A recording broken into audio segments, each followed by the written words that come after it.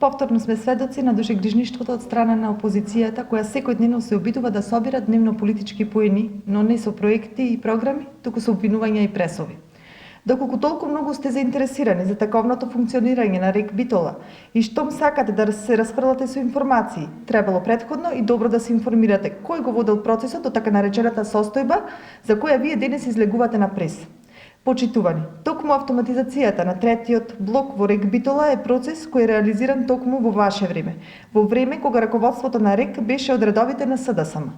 Токму неправилностите и пропустите од тој процес денес доведуваат до компликации кои ние ги санираме, но за тоа секако вие не ја информирате јавноста.